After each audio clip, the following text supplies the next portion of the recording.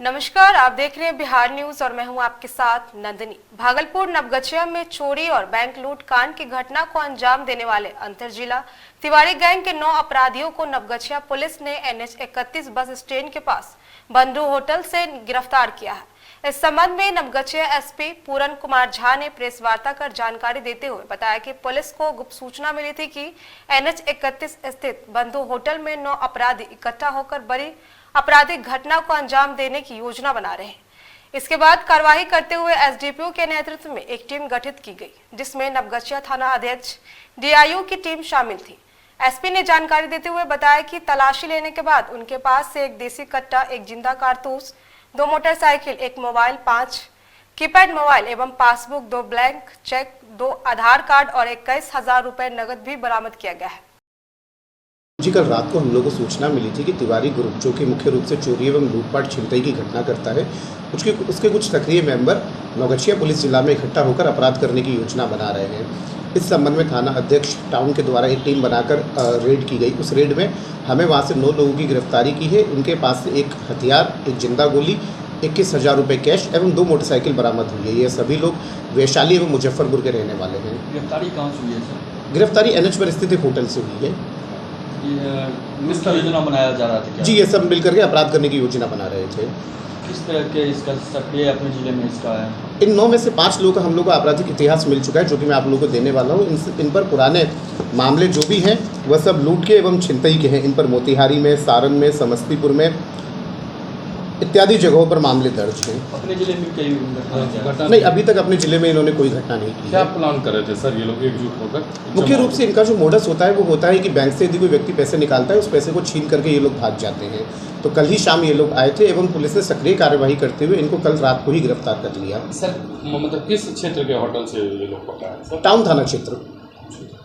Sir, Naugachia police के लिए कितनी बड़ी उपलब्धि होगी? जी, ये बहुत बड़ी उपलब्धि, क्योंकि इसके माध्यम से हमने होने वाले अपराध जो भविष्य में हो सकते थे उन पर काफी हद तक कंट्रोल किया है। प्रेमी के साथ मिलकर ससुर की निर्मम हत्या की जाने के सनसनीखेज मामले का लखीसराय पुलिस ने उद्भेदन कर दिया है।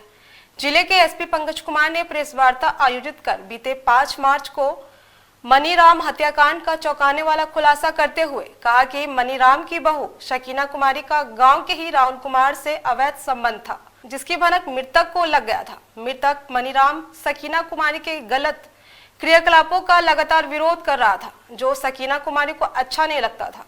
इसी उपरांत मृतक मनीराम की बहू शकीना कुमारी ने अपने प्रेमी राहुल कुमार के साथ गला दबाकर निर्मम हत्या कर दी थी। थाना के मधुसूदन अभयपुर निवासी मंटू कुमार के द्वारा 6 मार्च को पीरी बाजार थाना में अपने पिता की हत्या से संबंधित एक केस दर्ज कराया गया, जिसमें यह उन्होंने बतलाया कि उसके पिता 5 मार्च को निकले और उसके बाद से गायब हैं। उसके बाद डेड बॉडी बगल ही में मिला। इस संदर्भ में पीरी बाजार में केस दर्ज हुआ। केस के उद्भेदन के लिए SDPO शिवम के नेतृत्व में SIT गठित हुई। उक्त SIT में SHO पीरी बाजार अशोक, SI उमेश, साथ ही DIO की team SI Chitranjan, SI Gaurav, SI Anamika, SI Soni, constable Vibhuti और पंकज को शामिल किया गया।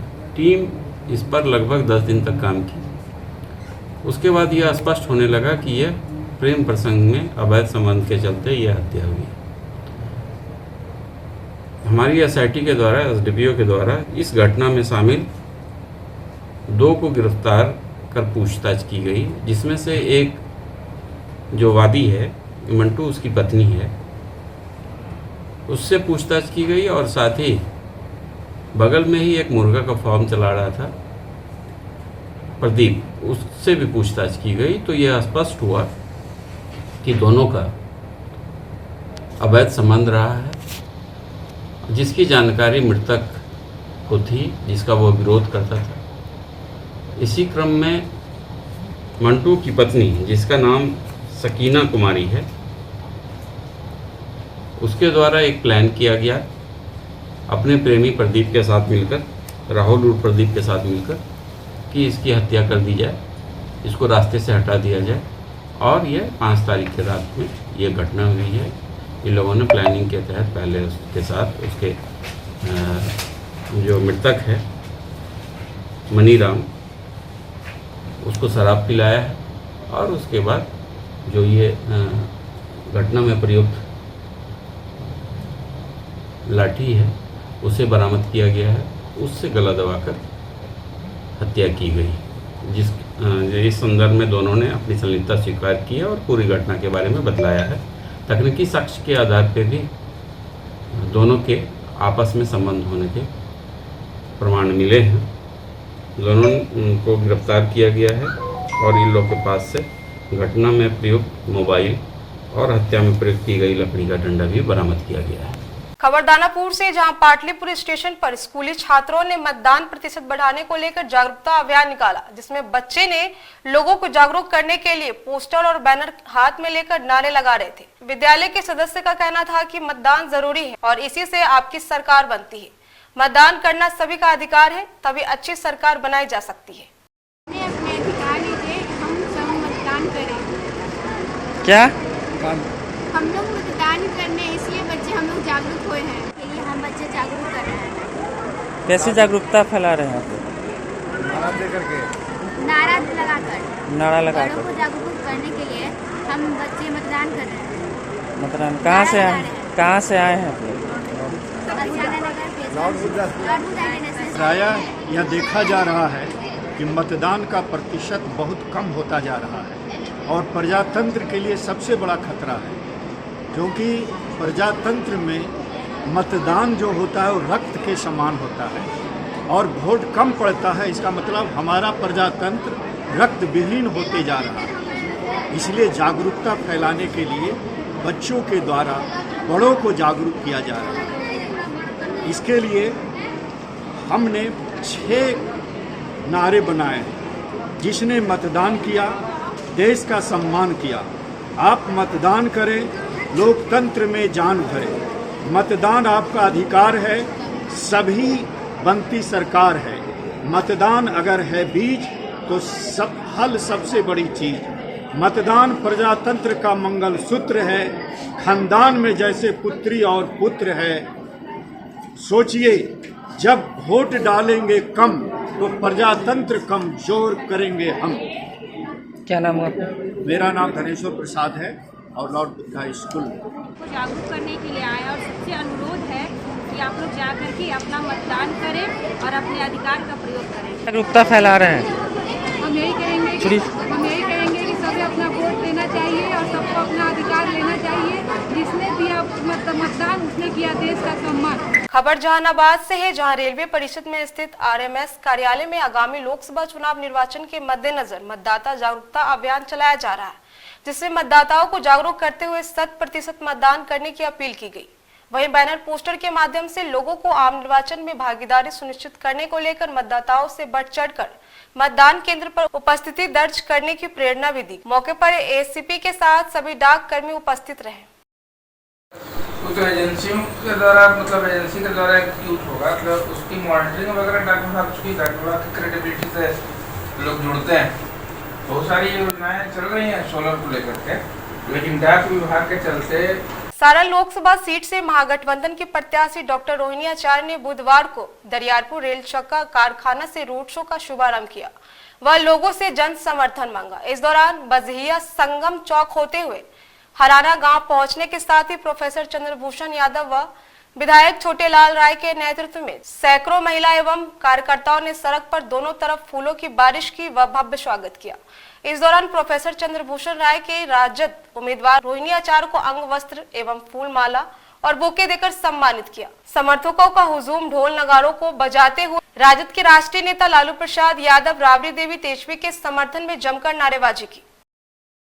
आप एक पत्रकार हैं, आपकी भी जिम्मेवारी बनती है कि सही रिपोर्ट माने मीडिया के अंदर यह डाले कि भाई या किस तरह का जो लोगों का जो रुझान है, इतना जो है माने प्रेम मोहब्बत डॉक्टर रोहिणी आचार्य के प्रति हर क्षेत्र हर गांव में है।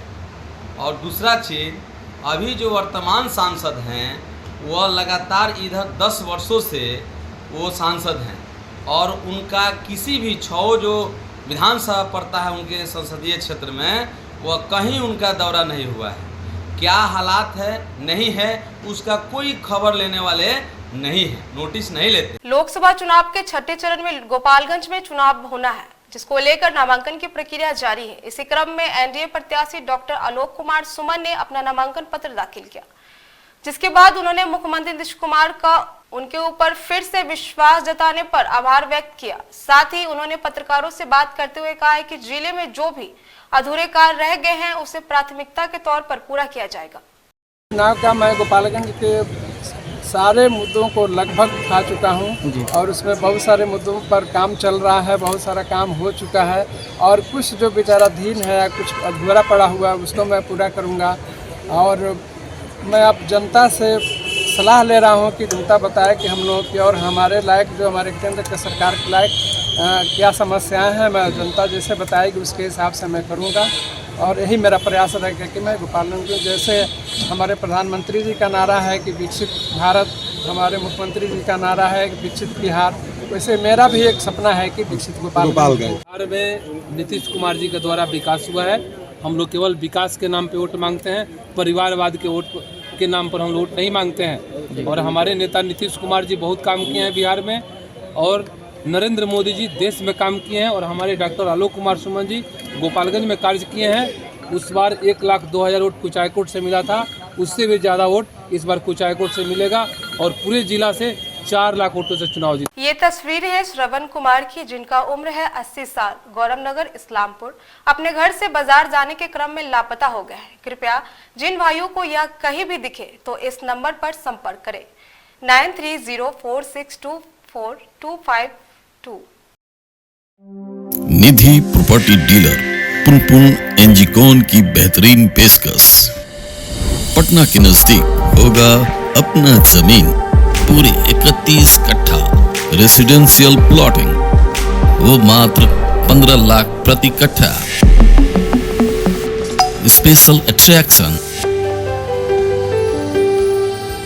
पटना से 20 किलोमीटर की दूरी, डुमरी स्टेशन से 1 किलोमीटर की दूरी, पटना डोभी 4 लेन से जमीन तक रास्ता, नेवरा दनियामा और बीटा दनियामा 4 लेन के नजदीक।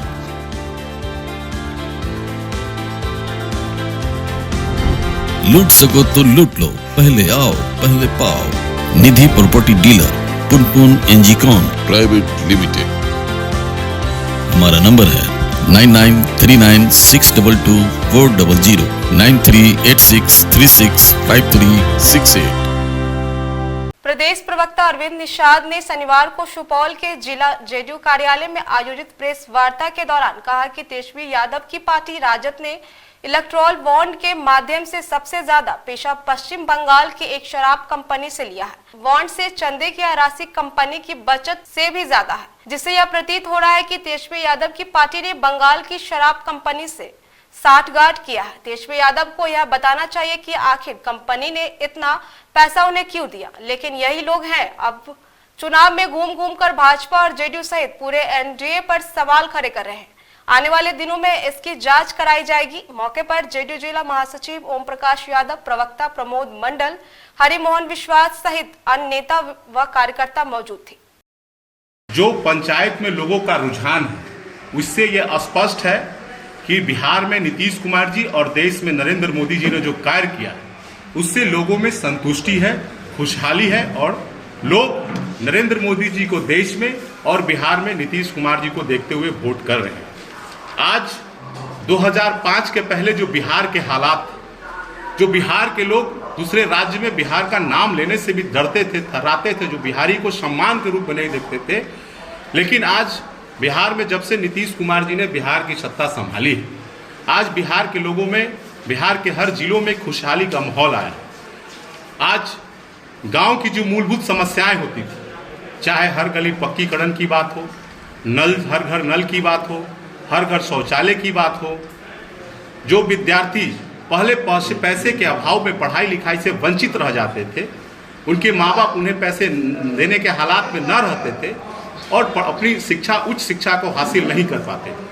लेकिन नीतीश कुमार जी ने आज बच्चों को स्कूल केवल आप भेजिए, वो छात्रवृत्ति हो, पोशाक योजना हो, साइकिल योजना हो, भोजन हो। आज 10वां पास करने पे सरकार छात्रवृत्ति देती है।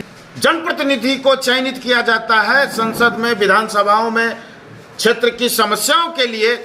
ये अपने संपूर्ण 5 वर्षों के कार्यकाल में 294 इन्होंने क्वेश्चन किया है और उस क्वेश्चन के माध्यम से इस क्षेत्र में विकास के काम हुए हैं, बिहार में विकास के काम हुए हैं, या राष्ट्रीय स्तर पर जो समस्याएं थी उन समस्याओं को आदरणीय दिलेश्वर कामत जी ने उठाने का काम किया है। साथ ही साथ इन्होंने अपने 5 वर्षों के काल में कई ऐसी परियोजना को इन्होंने सुपौल की धरती पर लाया है जो हमसे ज़्यादा आप लोग स्थानीय स्तर पर काम करते हैं। आपको खबरों में फिलहाल के लिए इतना ही। बने रहें बिहार न्यूज़ के साथ। धन्यवाद।